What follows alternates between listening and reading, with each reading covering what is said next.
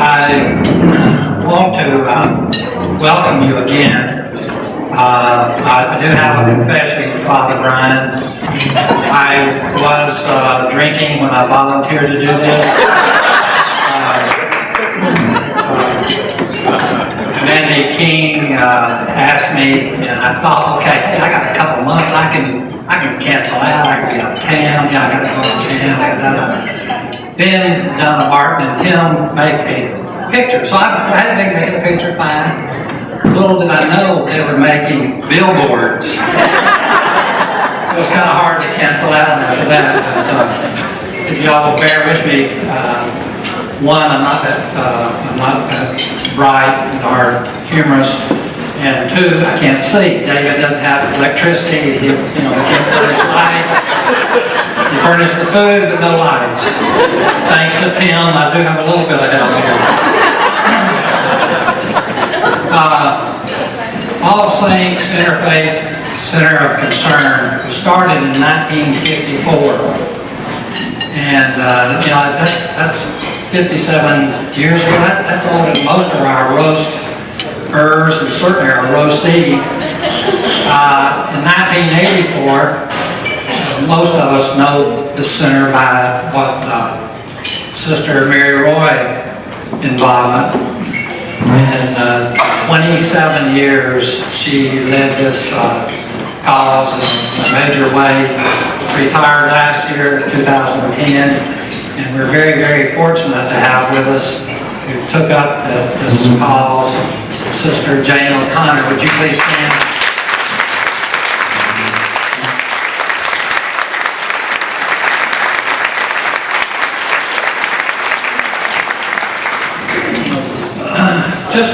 Just most of you here probably know more about this than I need to say, but the operational costs are totally covered by the Catholic Charities in the Diocese of Birmingham.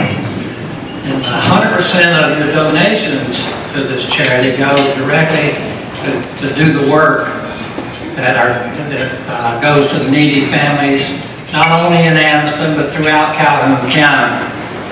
The 2010 center, the center provided over $150,000 in utility payments, medical needs, rent assistance, emergency transportation, and also provided actual goods and services, foods, clothing, furniture, and basic household items. The center, of course, is like so many good, worthwhile causes. It needs our support, and we really thank you tonight for being here and providing the support for this first annual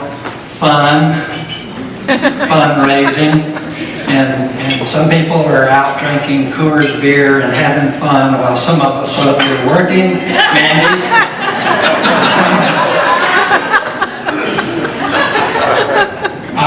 As MC, I get to do a little bit of roasting of Derek first, and I struggle, because Derek has been so good, like the Nice Concert series, doing our Facebook and our website and so forth, and I couldn't really come up with very much, but I found out that he came to Calhoun County to take a nonprofit job in Jacksonville about 10 years ago.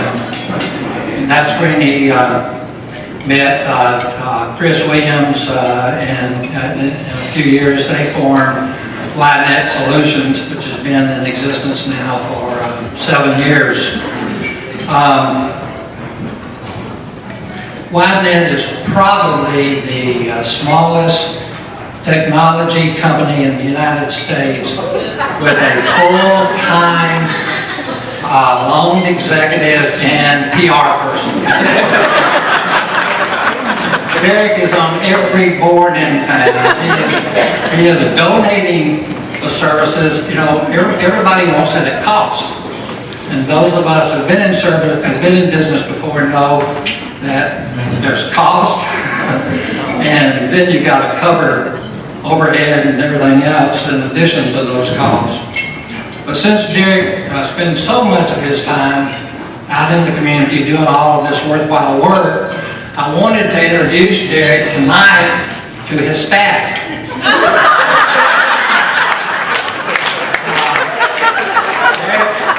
And I wanted the staff, Derek, you might put a phone up to your ear and start texting them. I recognize you a little bit more and see what's going on. We've got Chris Williams here, his partner for 7 years.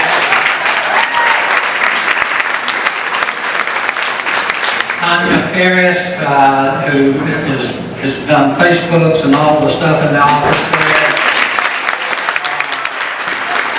Lori Johns, administrative over on the other end, right? And the first employee of the company and who worked the longest, put up with them the longest, is Jenny Stedman.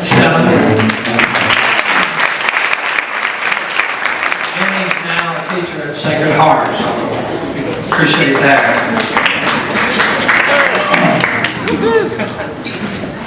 A little known facts about Derek that I was able to pull out, and I don't, you know.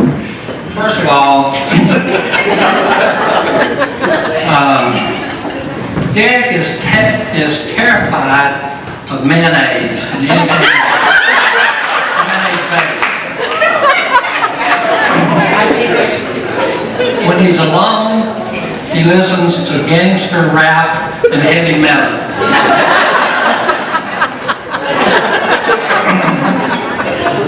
All of us who are on boards with Derek know, as was he tonight, he's always late. Well, something I don't think many people know, he orders all of his suits and ties off of eBay. Would you stand up here?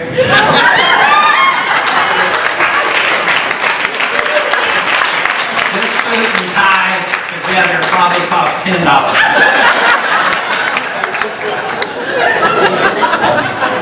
I'm sorry, 18. Well, Halloween will be about a month away. He also always dresses as Hugh Hefner at Halloween. I mean, I would have never known this. But the best way to tell you about Derek is to put it in his own words. You know, Derek is he has a profile on Match.com, Cupid website.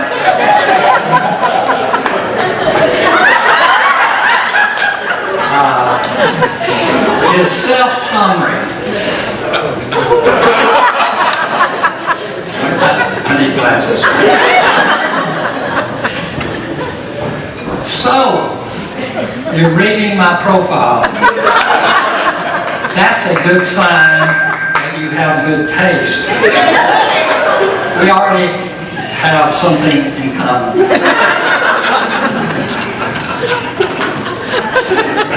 It goes on. I don't have time. He says, I grew up in Birmingham. Derek lies. He didn't grow up in Birmingham. He grew up in Toadvine. Now, the saying says, as Toadvine goes, so goes Jefferson County. If you go to the website, there really is a website for Toadvine, and it talks about one of its most distinguished citizens, Derek Conrad Brown, spoke to the Alabama Museum of Health Science at UAB on the unique history of Toadvine. Now, for all of you who want to be enlightened about the unique history of Toadvine, Derek will meet you after the event in the Outer River.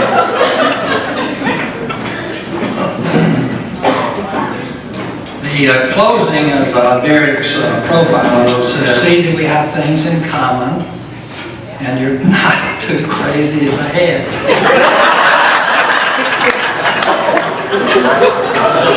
The last one includes but it's not limited to that you have never killed a guy you met on line. So Derek, I'm sorry, that's all the good stuff. Our first roaster is Ginger Marsh. I think her idol is Ginger Rogers. As all of you know, that Ginger loves to dance. And I think she's addicted to dance. Her husband, Senator Marsh, will be with us tonight, but he thought she was going out dancing. They'll really feel sorry for her dance partners, and he knows that every year that she's danced, I think 4 years before, 3 before, she's always won. No pressure, Derek.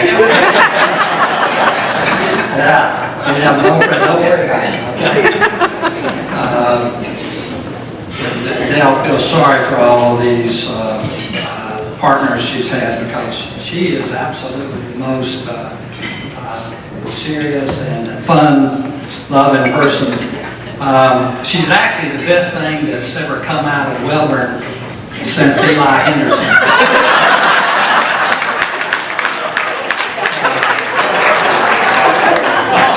As most of you know, she was a cheerleader at Auburn, and so to turn it over to Ginger. Oh, we don't have equal opportunity. Some pom-poms for Ginger to roast there. Ginger Marsh. Thank you for that kind introduction. And I just want you to know that we were the last 2 people on a sinking ship with one life preserver. I sure would miss you.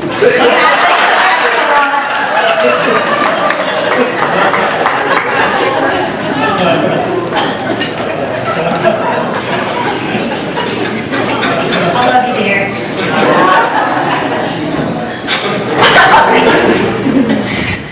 Well, I first met Derek about 4 years ago.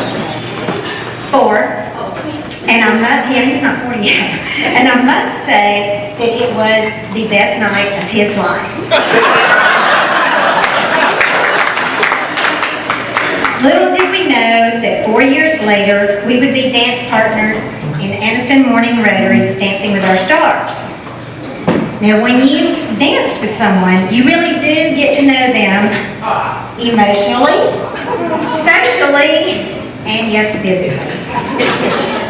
I was a big concern with the dance that I had already chosen, which is the Argentine tango, and to dance this with him because it's a very sensual dance, and Derek and I do have an age difference of 21 years. He's 2 years older than my son. But after our first dance practice, he told me for some strange reason that his favorite animal was a cougar.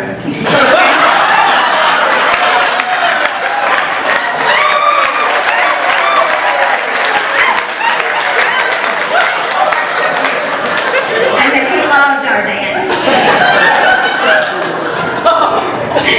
After practicing with Derek since May, I now think the fundraiser should be called Dancing with Our Scars.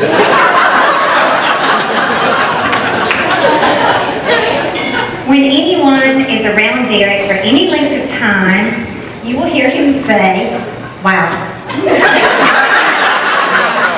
Very good, very good. And details. As with all of my dance partners, I expect them to work hard and practice hard. So with our first practice, we had to set some boundaries. He entered the studio with a nice dress shirt on, and I immediately told him to take it off. Looking like a deer in headlights, he said, wow, as he removed the shirt. As we continued to practice, I said, now Derek, you've got to spread your legs while I place my leg between yours, at which he said, very good, very good.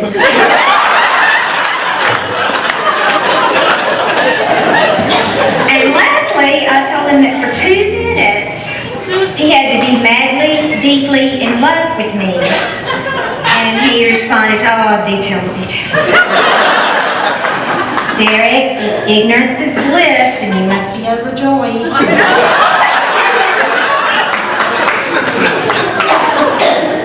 I learned rather quickly that Derek did not know how to tell time because he was always late for practice.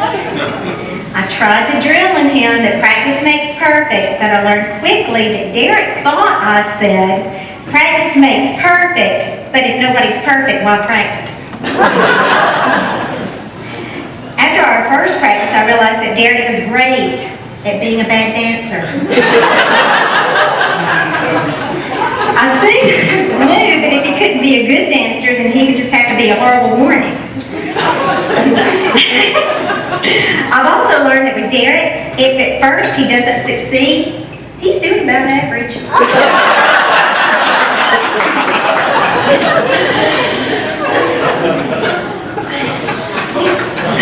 At one practice, Derek and I were working on some inside turns. Turn inside. As I turned into him, his hand slipped and went the wrong way. And he immediately said, oh, I'm so sorry, I just violated you.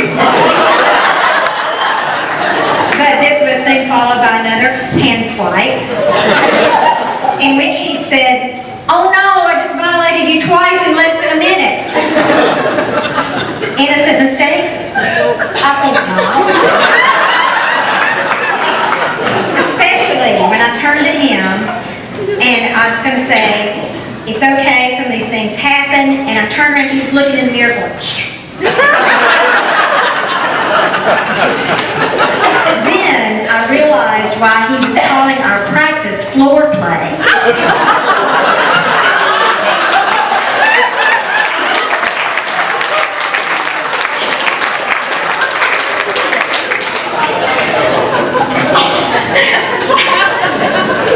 I have learned that Benadryl can be detrimental to dance practice. It has its good points and its bad, but with Derek, it's bad. If you ever want to go out and party with Derek, make it a cheap night and buy him some Benadryl. Since Dancing with the Stars is Saturday, October 8th, and yes, we put some vote for me cards on your table, we've actually begun having some really good and intense dance practices. At our last practice, I said, Derek, you're not yourself today. I noticed the improvement right away. I've accidentally kicked him in the ear and stepped on, as he calls it, his pinky toe with my sharp heel. But Derek, I want you to know the last thing I want to do is hurt you, but you are on my list. When it's all over, though, I will feel miserable without you, but it will kind of be like you're still here.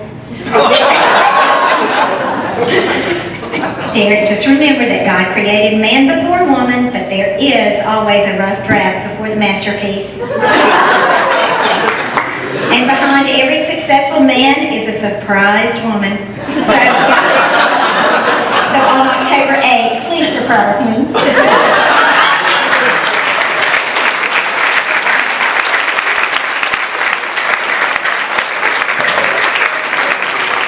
I'm not finished.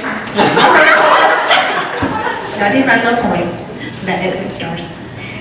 Derek is a young man with many women in his life, but he has yet to make one his wife.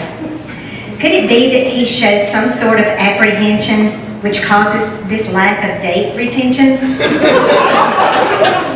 I promised to work hard to teach him to dance, but he must first learn the steps with expressions of romance. I promised to make him a dancing star. Although he's trying, he's lacking so far. He has high hopes and dance aspirations, but he must first improve his hip gyrations. He thought he could make me happy with a gift of a rose, but when he dropped me one night, I just requested an HMO. When trying to schedule practice, he usually had a date, but his efforts were for nothing and ended with a clean slate. When attempting the lefts, he let out a loud grunt, which made me angry when we attempted a stunt. He immediately denied that he did such a thing, then he swore he was just clearing his throat as if to sing. That's not good for me, but much worse for you, because I'm in charge of your dance venue. And remember, not to say ma'am anymore. Or I will step on your pinky toe again and make you drop to the floor. When dancing, you must be suave and debonair, and remember to stay beside me and dance as a pair. You've made a dance fashion statement by wearing knee pads. To complete a good knee spin, you have started a fad. The tuxedo, fedora, and red bow tie are anxiously awaiting for you to give them a try. We will need all of the audience support to win, or maybe before going on stage, just a fifth of gin. As we dance the Argentine tango that night for a really good cause, let's just hope to get a round of applause. And on October 8th, we will need your support and votes, because I need all the help I can get to create a chick magnet to help him float. Thank you, Ginger. And we all will be applauding Ginger and Derek. I know they will do a fantastic job and will come in the dance. They'll come in. David Nashburn is our next roaster, and David, it's hard to find much dirt on David. Although, I don't know how many of you know that before he became a restaurateur, he was a chimney sweep. And that's the truth. He was a chimney sweep. He did chimneys all over East Side. And, how do you get from being a chimney sweep to a restaurateur?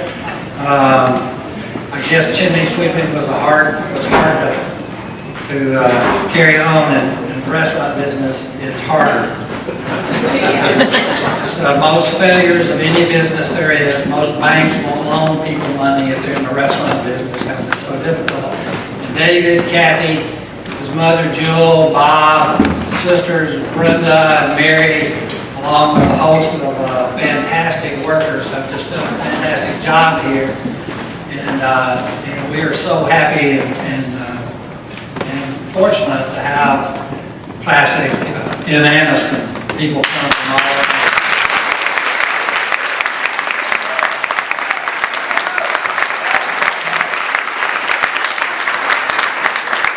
He's a very hard taskmaster. He makes Betty Carr sit out there. Bless her heart. If you come in the door, you can't be happy meeting Betty Carr, and then when you leave, you can't be happy. There's something wrong with you. that is the secret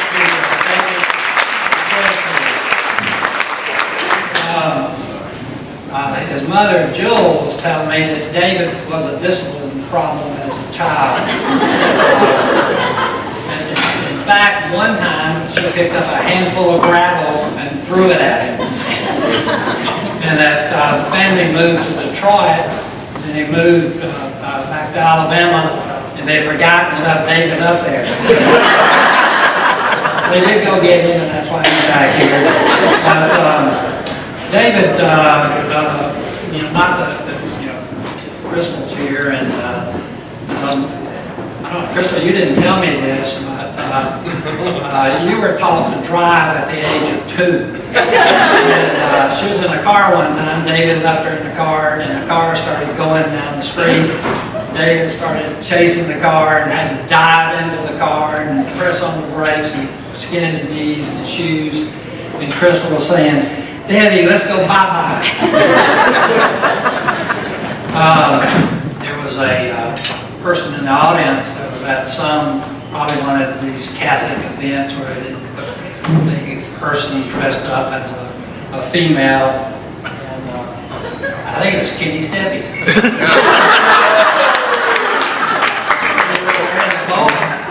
And David, he looked so good, he came up and just carried on the conversation. David, if you will come forward, I'll Was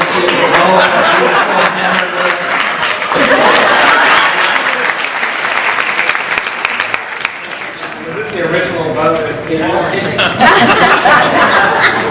Where's the stilettos? Okay, I don't get to do this very often. They don't want me in the kitchen. First of all, I realize everyone out of the kitchen realizes how much work goes into something like this. Donna was working, trying to get pictures for this, my picture in a suit. I kind of stood her up 3 times, and she just walks into the shop and so you've got to take your picture, you've got to print this.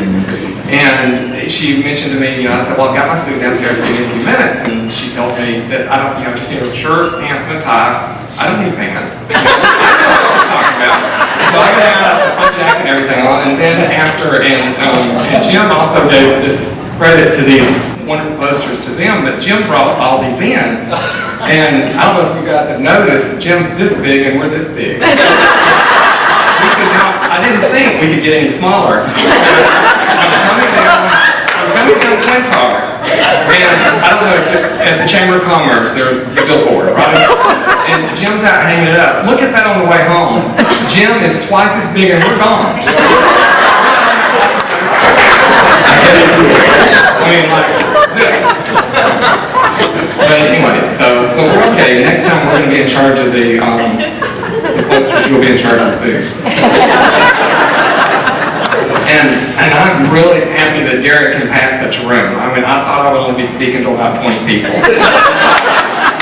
have got Derek committed to next Thursday. He is singing, dancing, and playing the piano Thursday night, and it is a cash bar. I'm misunderstanding the cash bar. The only thing that I've been with Derek, he's been a friend for a couple of years. We used to have this thing called Wednesday night men's night. So they would all come over, we would sit upstairs, we'd drink all the open bottles of wine, kitchen, if there's anything left over, we'd finish that off. And one night we decided to hit Fearless afterwards, and we were drinking, what was it, Redneck Hawaiians or something, and something flaming.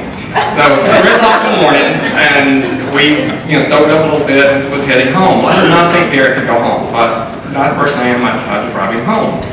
We're on our way, everything's fine, we hit the top of the road on the way to Jacksonville. It's called Lane's Crossroads, little landing, no place to turn around. When we hit the top of the hill, 12 blue lights, our state troopers, and they're checking. They've got people out walking lines, they're arresting people.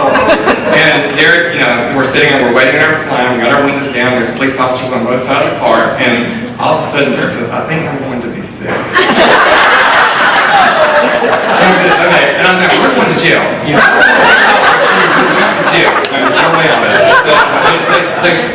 They had their quota apparently, so they let us go through. And I was taking him home. He lives in the Mill Village. It's Jacksonville Mill Village. I was born there, so I was raised in the Mill Village. He was on A Street. It was my opportunity, the first time to ever be on A Street. I was on D and C Street, and it was there's like a level there. You have to. You'll never make it from C Street to A Street. So we're going home, we're going down the hill. He tells me the last group of homes, have you ever been there? Ever in Mill Villages, they're like, if you go down the right, the porches are on the right, on the left side, the porches are on the left. So we're going down all of the little driveways, mailboxes, and he says, I let the porch light on. Well, there's 5 houses, 4 of them in a row have a porch light. I said, which one's yours, Derek? Well, it's one of those. Okay. So Derek, it takes about 30 minutes to figure out which house maybe his. I'm going to the driveway, and it's something about when you get out of your car, you have to go up on the side of the porch, not the steps. Well, he steps up and he falls back. 3 times.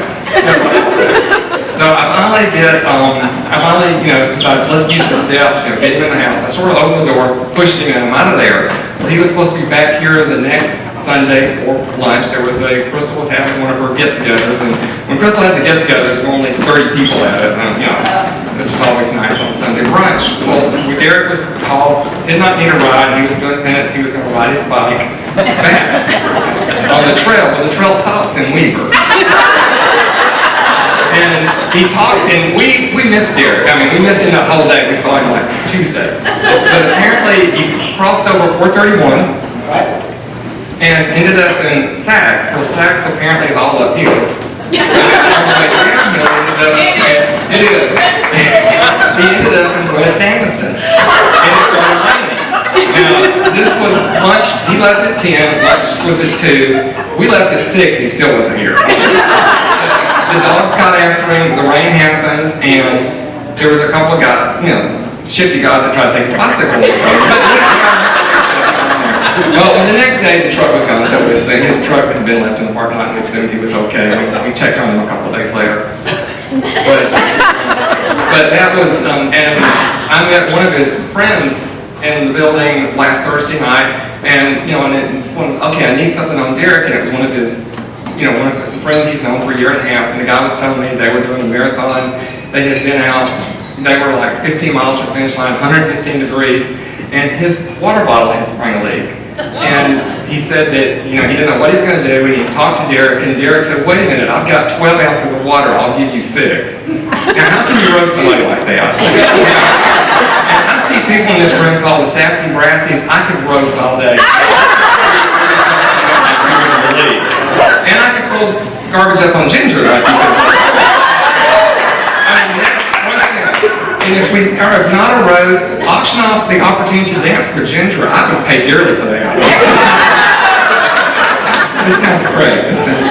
But anyway, I think that's about all I've got about Derek. And one more thing. We had a group of people come, and Derek brings really pretty girls in here all the time. Gorgeous women for dates. Now, maybe the Victoria after this. But there's only one date. That's it. He never brings the same girl twice. And we think that's just his golden opportunity. Good looking, he can just have a different girl every day. And we never dawned on us that they won't work with him anymore. Anyway, Ashley and several other, and she was supposed to be here tonight. Apparently she didn't make it. The hospital called and said her medication was unloaded. And if they got her loaded up,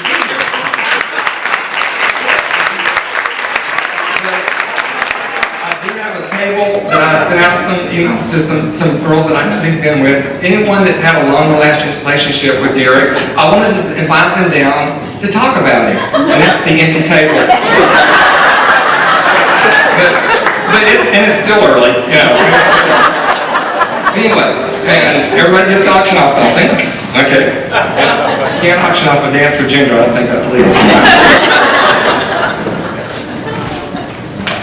I've got Jack State. I don't know if anybody's seen the new stadium Jack State's built. I mean, it's fabulous.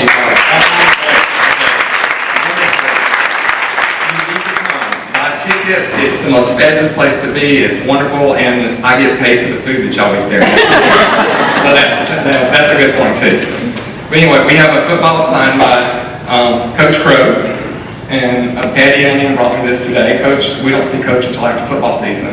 But we're going to auction this off, and also, I've got a certificate from Classic to have 20 of your closest friends. This would be a great time to plan your wife's birthday party or your spouse's birthday party. Bring them here. This includes all heavy hors d'oeuvres, all beer and wine up in the Green Olive or anywhere you want to be here in the building. Anytime you want to come, we'll make that work. But we thought we would auction those off, and anybody? I'll start at 50. All right. That sounds good. Anyone? I'll start at 100. 100. All right. Anybody else? 200. All right. Oh, somebody's birthday. Anyone else? 200. All right. 300. All right. 300. Yeah, I like that. Really better. All right. And we're all increase it up to 25 people. All right. Anyone else? 350. 350. Oh, she's good. And Mandy's already bought like a week in the kitchen. Kenny's coming and he's supposed to dress for it. We don't know what to do. All right, any of those pictures still out? Yes, we have some. All right. Okay, well anytime you want to use this, great party, any food you want, but Did I get it at 350? I guess 350.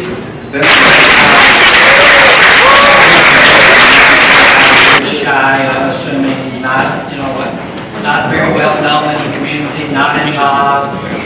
is fill, concrete, well.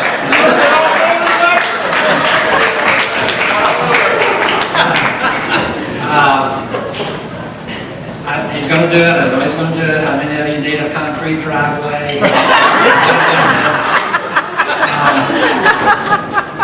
Phil and I go back a long way. He likes to tell people he saved my life. We were on a snowmobile trip from Hades in Yellowstone, and for some reason or other, I thought a little tree that I tumbled over on ended up being the top of a big tree. And Phil came looking for me. And I thought, well, this is a really nice guy. And then our friend Robert Davey told me that he had heard me talking about this construction project I was doing, and he thought he was going to be able to sell me some supplies. Yeah, his motivation, he's always got something. You know, most people think he's really a nice guy. You know, you look at him and Phil's a really nice guy.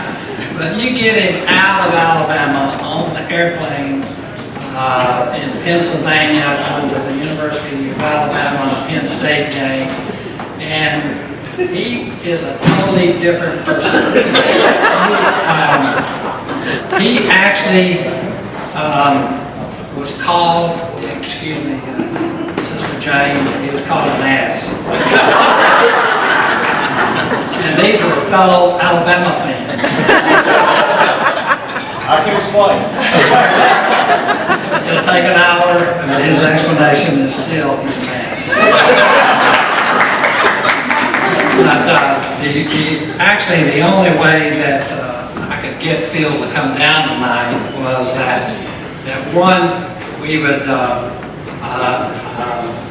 do a ribbon cutting.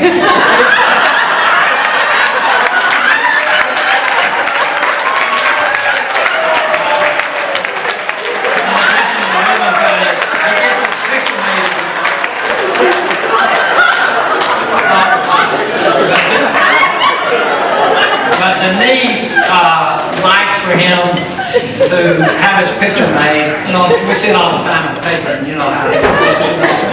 Whatever. She likes to have his picture made with a hat he wears in the bedroom.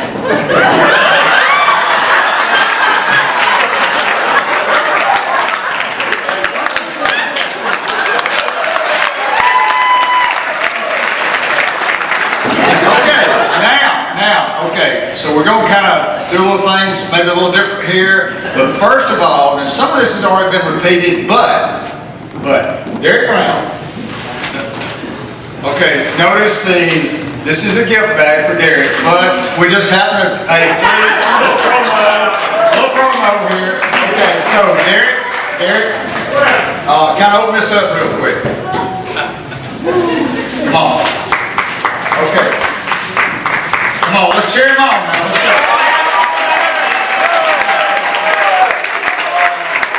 Okay, yeah, Jim had mentioned about the no mayo, like he belongs to the nomayo.com. He is the president. So this is a little ranch dressing. He's scared of ranch dressing. He's scared of, oh no. This is his, clock here, because every board meeting, as Jim mentioned, I mean, my gosh, it's like halftime before he gets there. So I want that back. That's not yours. Okay, so I've got him this right here, and let's see. We're going to we'll set this, and I don't know when it'll go off. Whoops, that was it. Was that it? Yeah, here we go. Here we go, Derek. It's going off. That's yours. But that's mine too, because I got to get up and go to work tomorrow. Don't mess it up. Okay, now, more mayo. I want that back too. We're in the Obama days. More mayo. Okay, more. This is compliments of you, David. All right. But it's out of the refrigerator, so it's spoiled. Okay. For the ones that have name tags. Because not only is he not late and can't have a second date and all this kind of stuff, he doesn't know who my name is. So, first of all, we're going to put your name. You're going to wear the name tag. Take that off, Derek. Here, do something. We're doing all this for nothing. Okay. My name tag right here, Dick. You always got to put it on this side because, like the other day, he called me John Blue. So what I did, I was in that back room there. I walked up to him and he said, "Oh, John, how you doing?" And I said, "What the heck?" I didn't really say that, so I said, but I said, so it was on the little placemat where he was sponsored, so I just grabbed my pen and scratched his wide net out. It's done. I mean, get the name right, Derek. I mean, so here, isn't that right, Arish? You got it. Okay. So now, now we're ready. Let's get rid of that too. Okay, now we're ready. Okay, now I'm the IT man. Remember that. Okay. Okay, Tim, we ready? Yep. We're going to show that, Jim, y'all are going to have to, everybody's got to look at this. Everybody's got to look at this. If you can't see it, hey, come on down. Come on down. Okay. Now here's our MC. Yeah, Mr. Nolen. Because this is the first for him with this kind of a mixed audience, but of course he normally dates these. I mean, he's picking. So, Jim, I know that's going to be, but you'll handle it. I mean, so you may be with some of them tonight. Who knows? But anyway, he talked about the snowmobile. Yeah, he is. Now, Jim is Mr. Idaho snowmobiler of 2001, and my gosh, what a story we got with that. I mean, God, he wasn't talking a tree. He was in like the Talladega National Forest, and his little snowmobile was up in the top, and he said, I'm done. I mean, and here I was, everybody left me, and I just had all my little stomach taken out like 10 years ago, and here I am like unzipping everything because sweat's coming off my bald head. I'm trying to save him, his little underwear strode all over the place, and I mean, I'm having giving mouth to mouth or what, so anyway, but he's cool, he's good. Okay. Now, let's get down. Thank you, Jim. Great job. Ginger, great job. David, great job. We got more for y'all a little bit later. Okay. Now, let me tell you. Let me set that we're talking about the JSU football. Okay. Opening night, right at the end. Derek was there. JSU game Thursday night. Okay, opening night. The ball game is over. We ready, Tim? The ball game is over. Okay. There's a crowd of people standing around Derek. And says, have you heard? Have you heard? Have you heard? Heard what? Heard what? JSU won. Or what else? Derek is running for the mayor of Anniston. Mayor of Anniston. Mayor of Anniston. So, I mean, this is true. This is true. Isn't it right? It's true. This is what I heard, and I says, wow. So, and I look around, and he kicks off his campaign. Tim, have you got the next one up there? I mean, here it is at JSU Stadium. I mean, there he is, right there. Kicks it off. So then, after the ball game, after the JSU game, running for mayor, he goes to actually get in shape to qualify for mayor. Boxing gloves. You need that. You gotta have the boxing gloves. So Derek, look at Derek. I mean, he's in shape. He's training.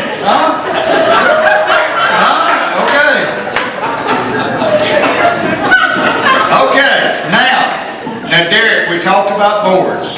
Okay. Derek's on the YMCA board.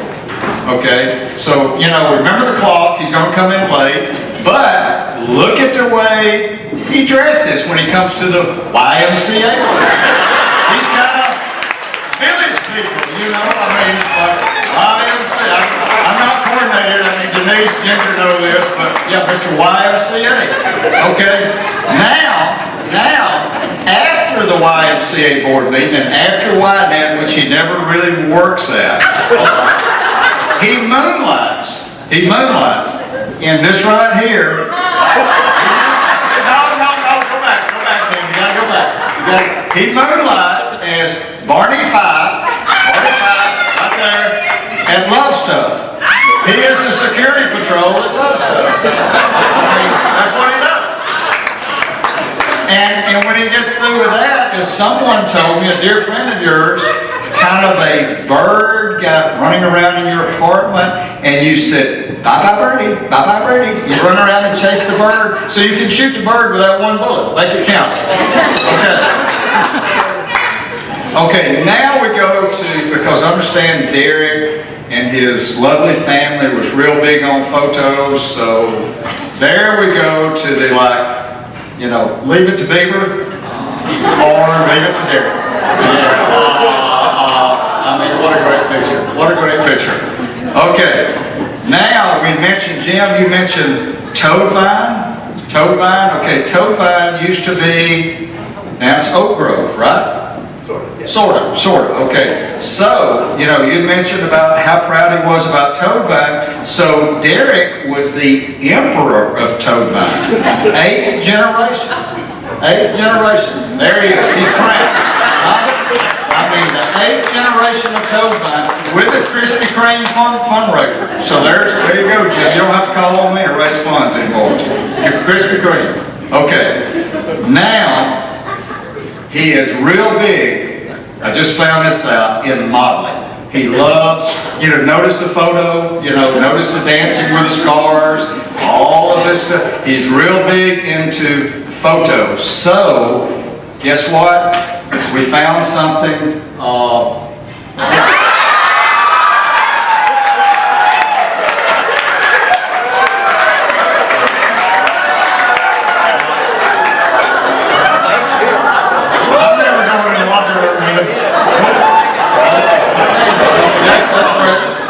Great picture, but he's big into modeling. Now, so we move through his career, modeling, and now, as Ginger mentioned, it's so, here we go. Let's do a little John. Now, I'm not the tech man, so we actually had his partner, Ginger, who raffled off whatever football that was. So she was supposed to be in the Alabama cheerleader. So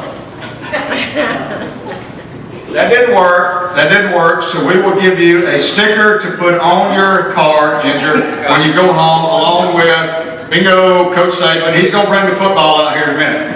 Okay. There's yours.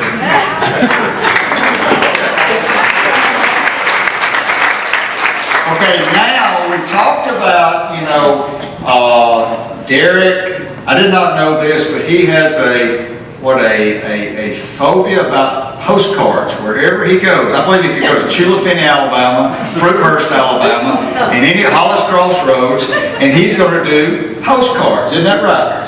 Postcards. He doesn't do anything on the trip but send postcards to maybe, I understand this, and you correct me if I'm wrong. No, you don't correct me. But I understand he likes, you're talking about kind of a one and done with a young date.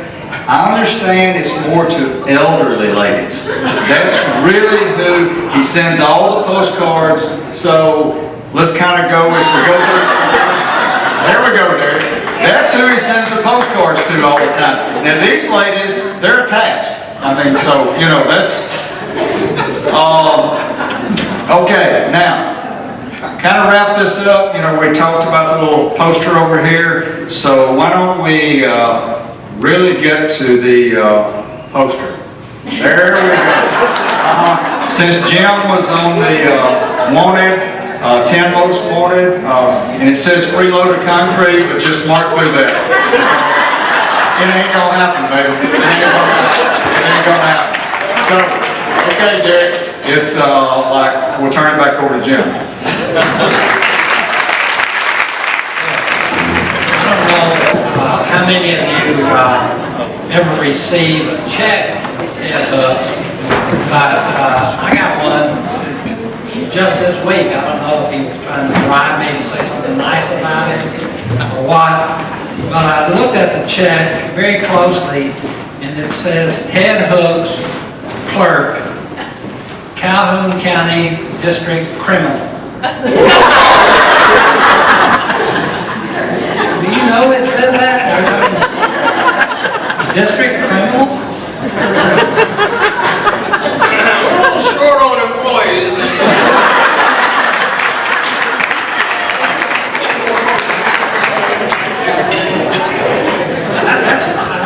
not a joke, that's the truth. I think that he has some disgruntled employees.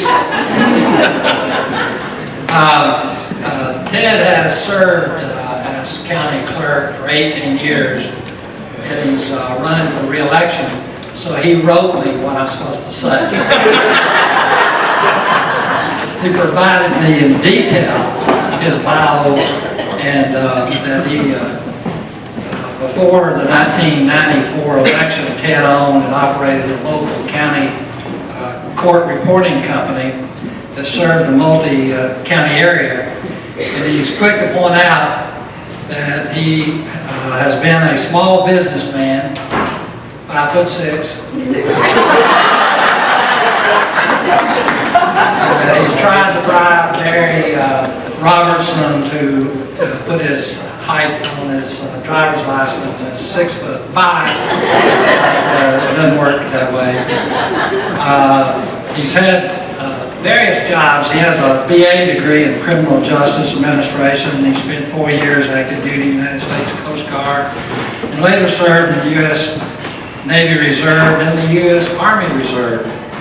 But the job that prepared him best for his current position at the courthouse was his employment at the Mobile Hospital Psychiatric Ward. Now, Ted, people don't really know this, is the illegitimate son of Judge Murray.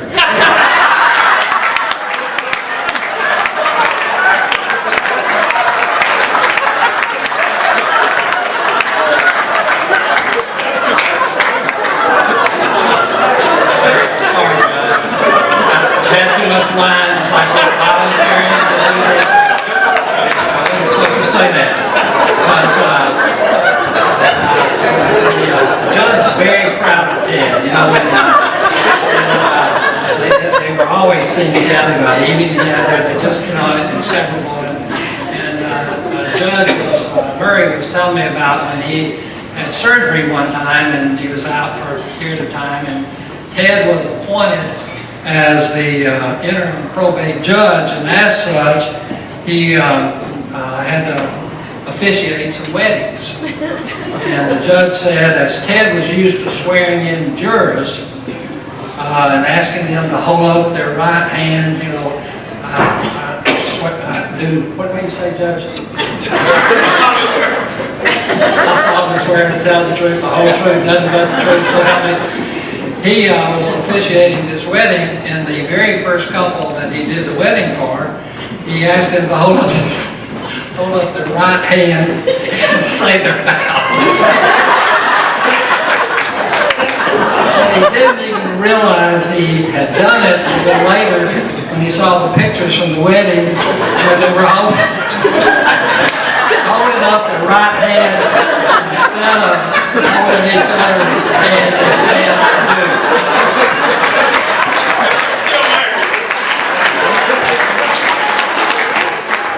our own county criminal Ted Hoax.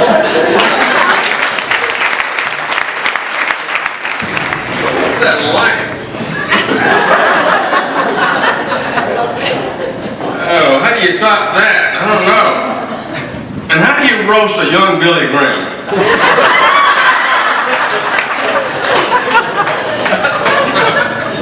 But I'll be the first to admit that I thought I knew this young man, this innocent-looking fellow with the ever-present smile. In the back of my mind, I wondered, how could anybody be so nice and cheerful? So all-American, handsome, polite and humble, and the ladies, well, they just swoon all over. Okay, I'm a little jealous. So I did some checking on his mysterious past. I mean, really, who ever heard of Oak Grove, Alabama? Before Derek Conrad Brown suddenly appeared in the model city without warning. Of course, he claims that his family roots in Alabama go back 8 generations. His source, his Facebook page.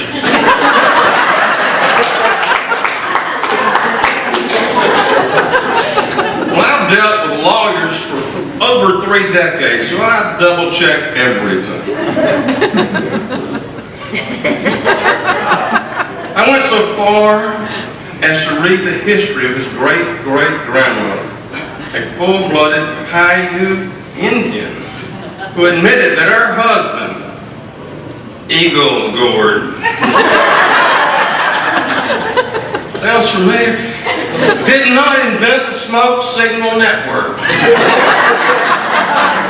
as he claimed.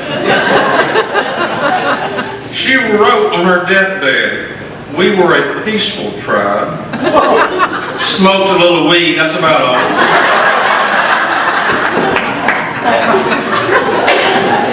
So Derek might not be telling the whole truth about Widenet Consulting being one of Alabama's oldest communication companies, beginning with his family's smoke signal network in the 18th century.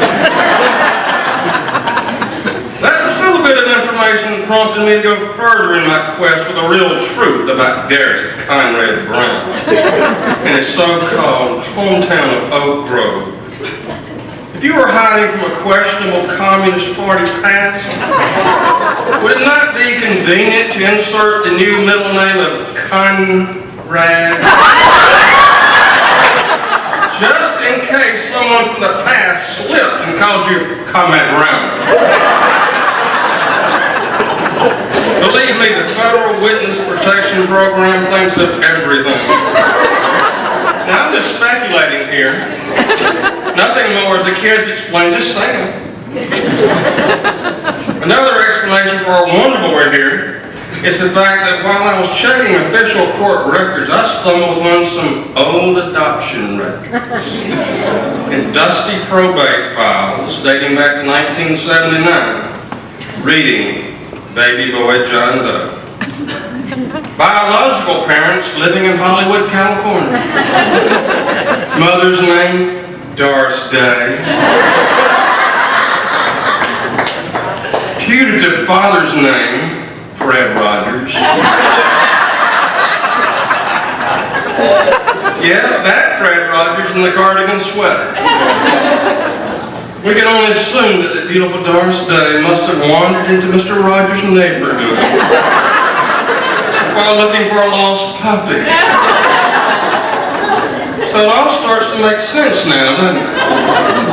This young man here is the love child of that politely passionate union. And who could deny it? Look at those dimples. That radiant smile is hand in your back pocket. It's a beautiful day in the neighborhood. Now the Hollywood agents and the movie moguls immediately saw the need for this delicate situation to be moved as far away as possible.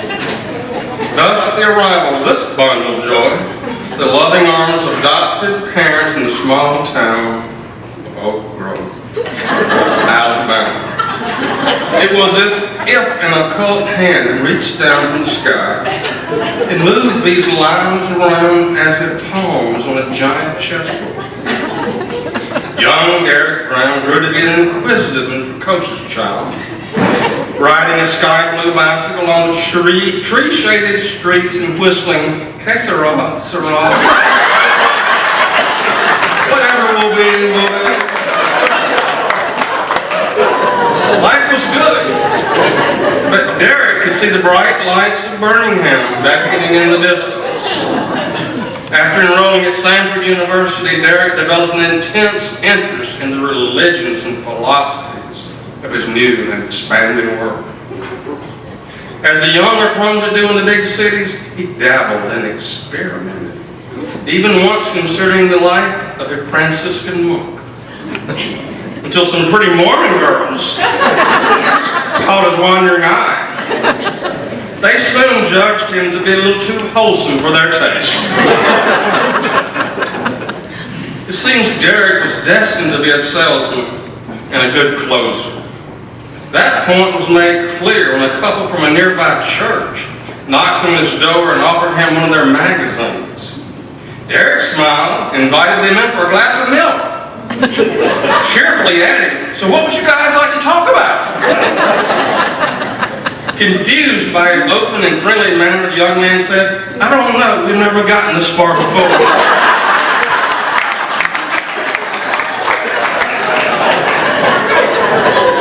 That's just one explanation explanation for this unique character here in our midst, I think there just might be a more mysterious reason for his sudden appearance in our fair town.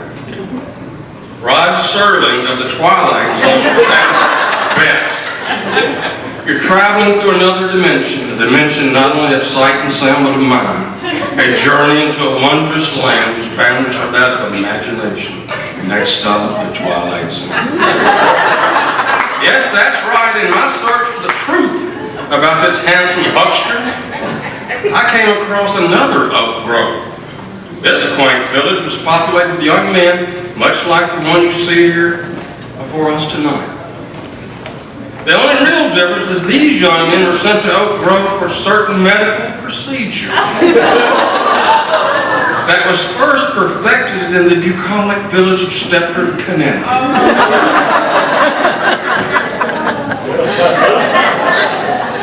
Ginger, you guessed it. I'm talking about the movie The Stepford Wives. Well, that same evil surgeon retired to Oak Grove. Tried a new approach, the Stepford Sons. I mean, how many wanted to take this guy home? Introduce him to my daughter.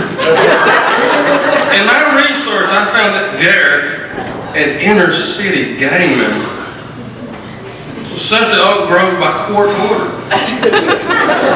It may seem like cruel and unusual punishment to remove the brain of a young man and replace it with a mass of gray matter, programmed to always say things like, "I would love to serve on that committee, Miss Doster."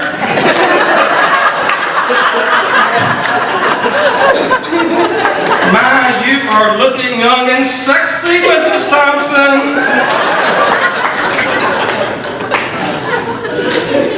"Oh, Mrs. Brown, I would love to keep your precious cats for 2 weeks."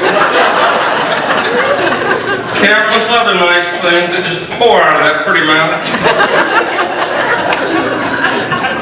I know that I first met this Derek when he joined the Afternoon Rotary Club, the oldest civic club in town. The graying membership welcomed him with open arms, because the average age of members at that time was deceased.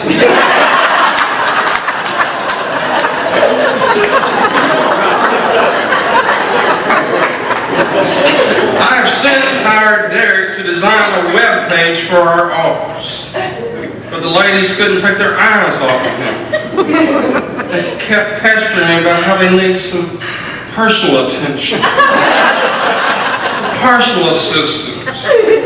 Right. And when I got my bill,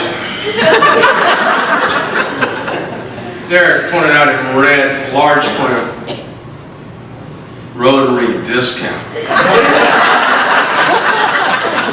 Derek, next time I'd like you to charge what you charge other people.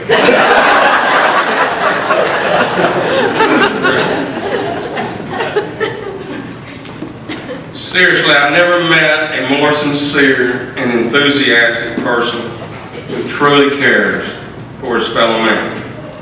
I proudly present to you my friend, Mr. Derek Conrad Brown.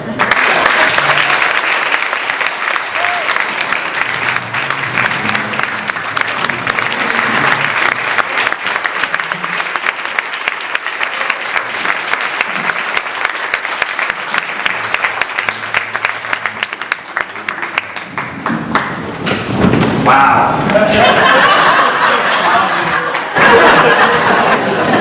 With friends like these, who needs enemies? I mean, if Nabby over in Golden Springs needs to test some of their metro buses that they build there on speed bumps, I may be able to apply for a part-time job because I have plenty of experience in being thrown under the bus by my friends. But you know, really, it almost feels like with so many friends here as I look out at the crowd, that I'm a lucky guy who gets to, you know, celebrate my birthday with a lot of friends. But in this case, I'm my own piñata. Ted, the first roaster, you're the first roaster that I get to have my roast revenge on, and I appreciate your kind words, by the way. As you know, Rotary is our Calhoun County Circuit Court clerk. I don't want to move through his roast revenge too quickly. I'm trying to be very slow. Because you see, my friend Ted tends to like to take things slow. He dated his pretty wife Brenda for 17 years. 17. That's 104 in dog years.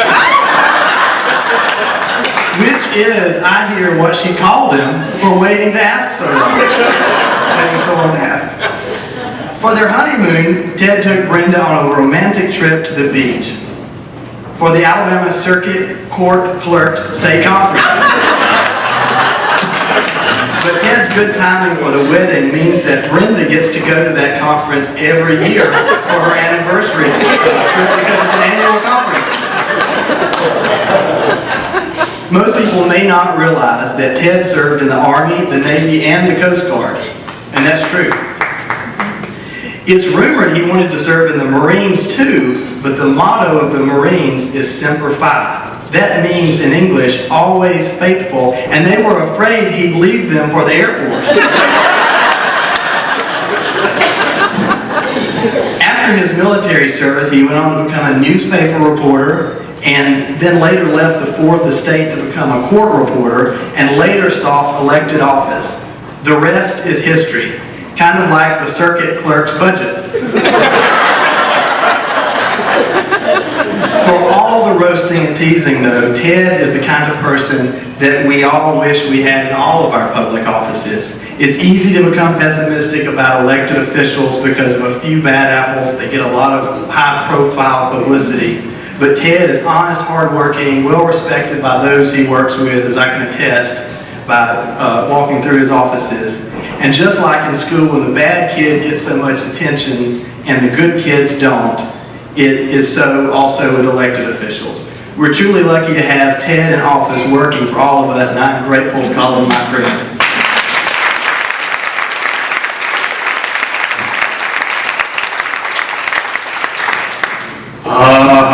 The next one is Phil. Where did those photos come from?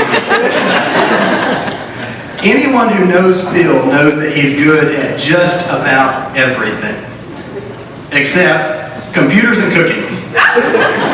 In fact, I was told recently that when one of his staff members complained that their space bar got stuck, he didn't realize they were talking about their computer at all. He thought a space bar was where Darth Vader and Yoda went for drinks after work. And Denise, his wife, said that if you're cooking fried possum feet and armadillo soup on a night that Phil is cooking, save her a seat. She's coming to your house for dinner. Well, we all know the construction industry has not been so hot the last few years. Phil was telling me the other day that he wanted to diversify, that he wanted to do something else. And I didn't know that he had actually started his diversification, but I was online the other day searching around and I stumbled across the Webb bookstore on Amazon.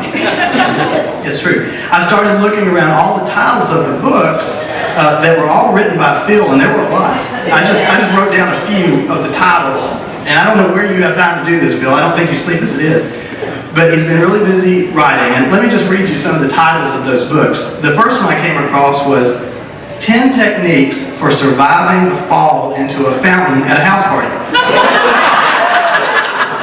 It turns out that a fundraiser that Phil and his wife had at their house ended in one of the guests plummeting into the fountain. So, Phil was really trying to watch out for the good of others, so he'd give them some tips on surviving such a fall. The next one was interesting. It was titled Concrete Shoes, a sizing guide for your enemies and how a purchase helps the local economy.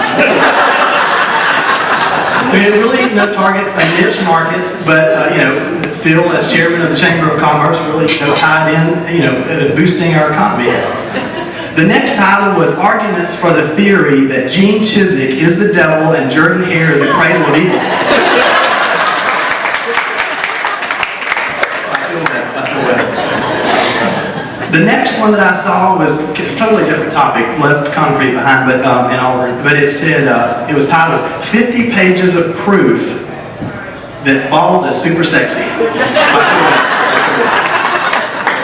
And there were a lot of others. But the one that I actually clicked the add to cart button on, that I wanted to buy was titled Concrete Evidence of How Asphalt is to Blame for the Fall of the Economy and the Rise of Bird Flu, Kudzu, Auburn Football, Baggy Jeans, and Soccer.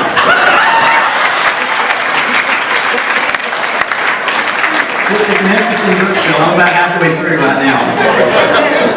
I'm on the Baggy Jeans part.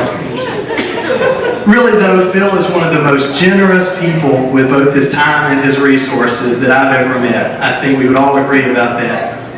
And there are many others that could compete for that title right here in this room tonight. I have a lot of admiration for Phil, and he sets the bar higher not only for those around him, but also for the entire community. He is a role model for many people, and what I like about Phil best is that he always cheers up a room he walks into with lots of laughs and jokes, and is always approachable and down to earth. Thank you, Phil.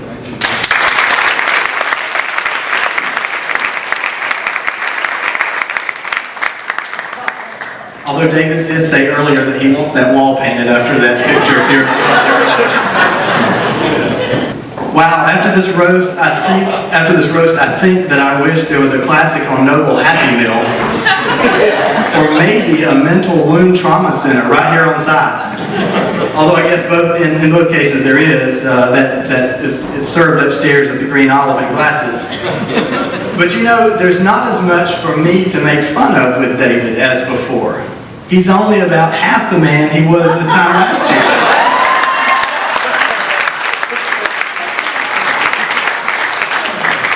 Really, everybody who sees him comments on how great he looks and how you can really tell he's been working out at the gym a lot. I got to know David when our company represented here. By surprise, they all couldn't come, but then they were here when I got here.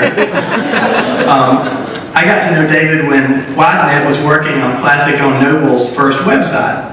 And as they can attest, usually when we go through the proofing processes of a website, you go through all the design stages and build it out, and then the client provides you with the content, the photos and the write-up and everything. And when we got to that point, David said, well, I thought you were going to do that. And I said, well, I don't know anything about the background of your company, so I had to interview him. And so one night I came to Classic, and everybody that knows David knows that when he is working, the man does not sit still.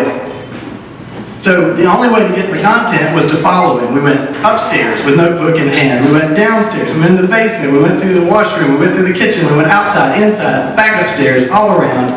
It was like trying to keep up with an ADD hyperactive bee at the Botanical Gardens in spring. Once the website was done, David asked if Top of the River had a website.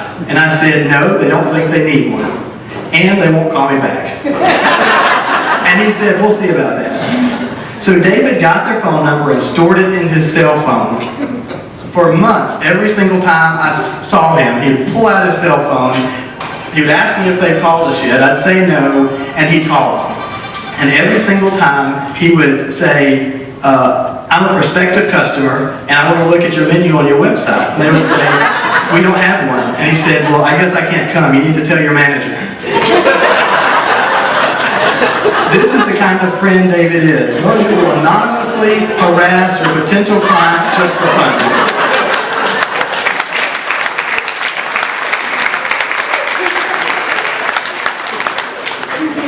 David and Kathy are probably the most understated people that I know.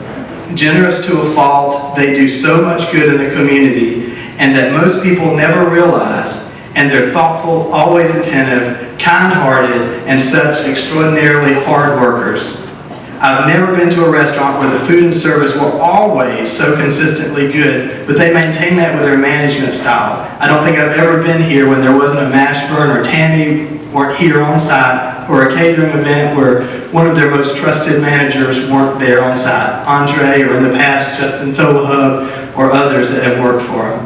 And like so many of you, when I bring out-of-town guests here, they always are completely blown away because they're treated like such VIPs. And it is difficult to imagine downtown Anniston without Classic on Noble, which is definitely one of its anchors, and it's difficult to imagine my life without the friendship of David, Kathy, Tammy, Andre, and their whole family.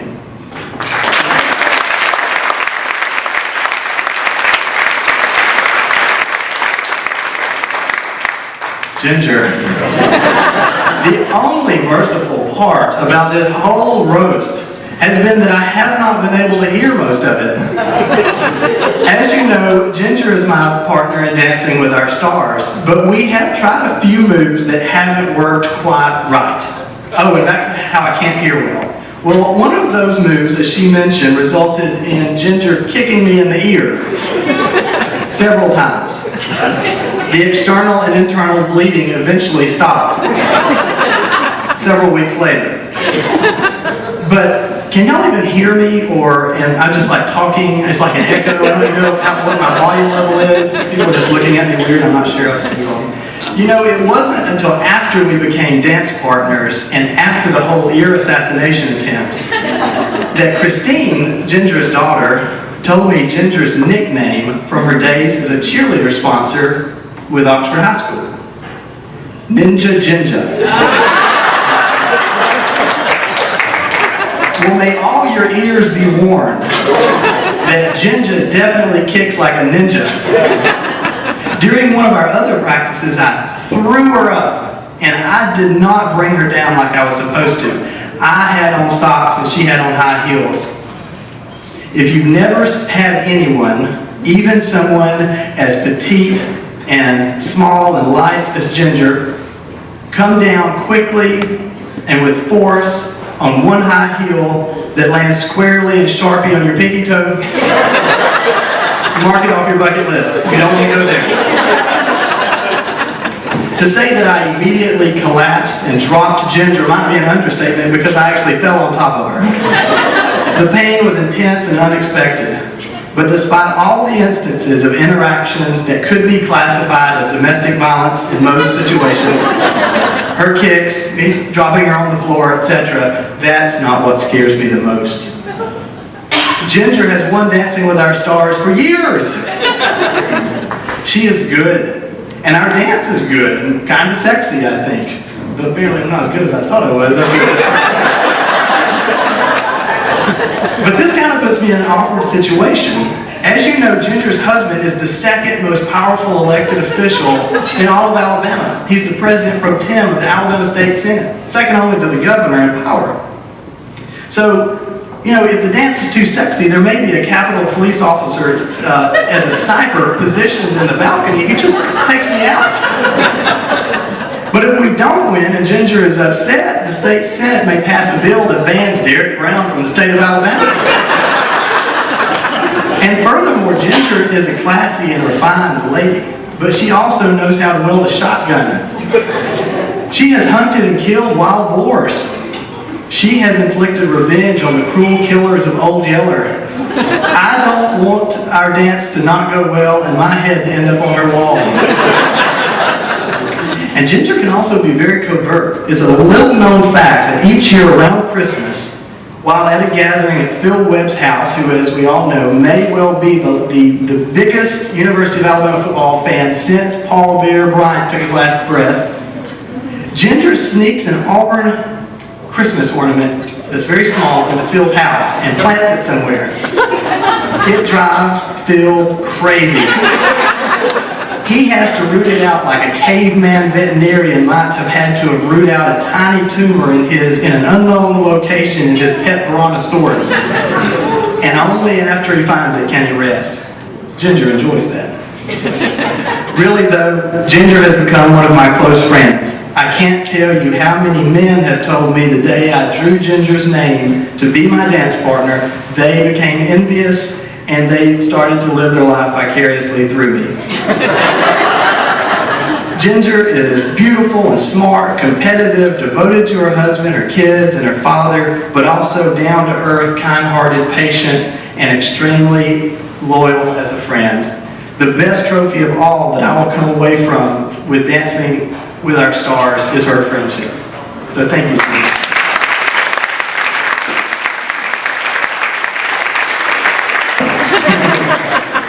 Well, last but not least in my roast revenge is saved for my friend Jim Nolen. Is he still here or is he in Montana?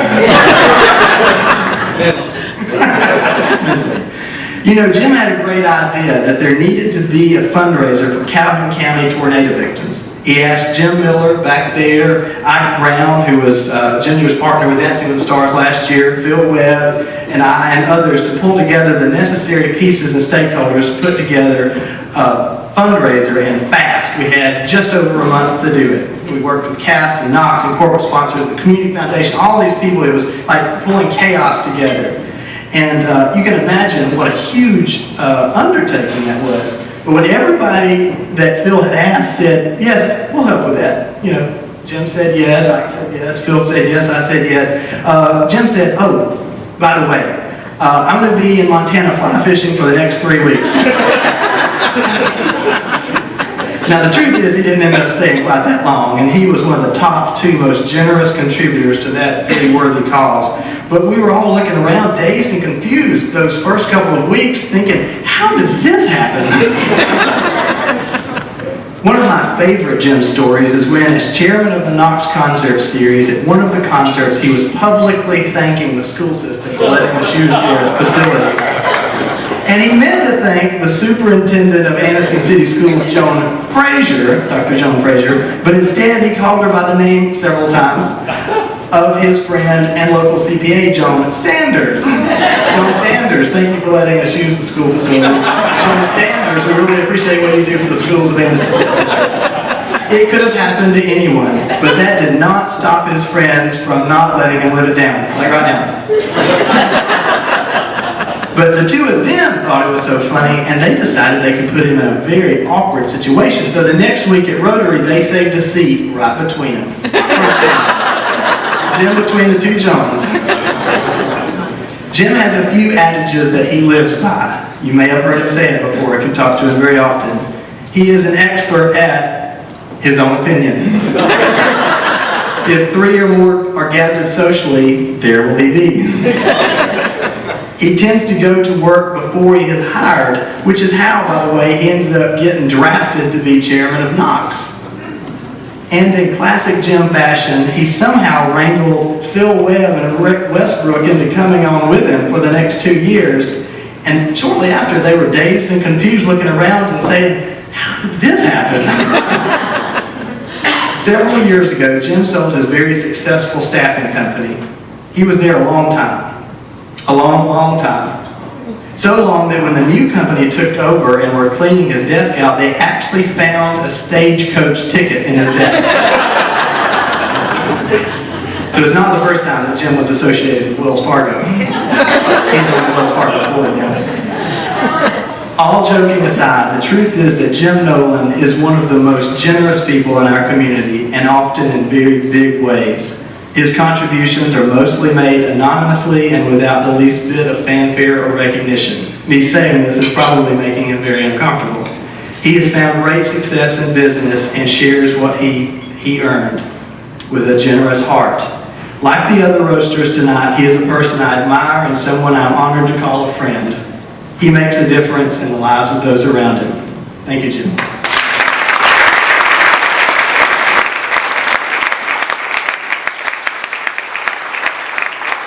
And let me thank each one of you for coming tonight. Even though I may now feel more bruised than I could have potentially felt after being in a kickboxing ring with Ninja. And even though I may feel like I've been the victim of domestic terrorists by the name of Phil, Ted, David, and Jim and their accomplices, we've been here for a truly meaningful cause. We've had fun and we've shared laugh and I've shared a lot of discomfort, but we've also raised a significant amount of money for a charity that helps the very poorest of the poor in our community.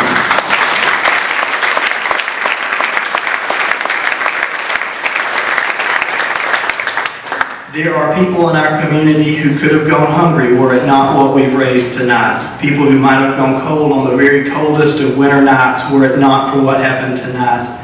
Who need basic household items or help with their prescription medicines. Those who are truly in need will be helped because of you all being here tonight. Calhoun County and Anniston are great places, We can be tempted to take the high-profile bad news and let ourselves be convinced that there is more bad than good here, but it simply isn't true. It's a warm and caring community where people, like all of you, do care about their neighbors, as evidenced by you being here, where there's far more harmony and friendship than there is strife and division, where there is enormous opportunity and possibilities, and even more important, people like the people at these two tables and in this room who are willing to pursue that for all the right reasons. It is a generous community. It is a community that has allowed an outsider like me from Metro Birmingham, Toadvine, Oak Grove, whatever, Hollywood, I don't know. Call my parents tonight. I believe these are characteristics that make this community unique and extraordinary. There are many who have made tonight possible. Don Martin, Mandy King, Hank Wade, and the rest of the Center of Concern board. Sister Jane O'Connor and her staff. Those who bought tables, Charlie Doster, Patty King, Lenora Johnson, and the Still Magnolias Breast Cancer Support Group. And I think Jim Nolen with the surprise white table. And each and every one of you who bought a ticket. A tremendous thank you once again to David and Kathy Nashburn, who made the extraordinary donation of all of tonight's food and service so that all the proceeds raised actually go to the poor. Let's give them another round of applause.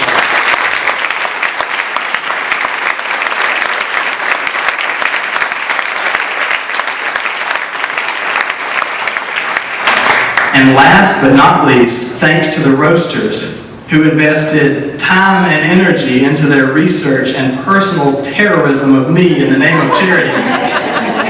Thank each of you for making our wonderful community even better and helping the least of these. I hope that all of us will see everyone here at next year's roast. Thank you and good night.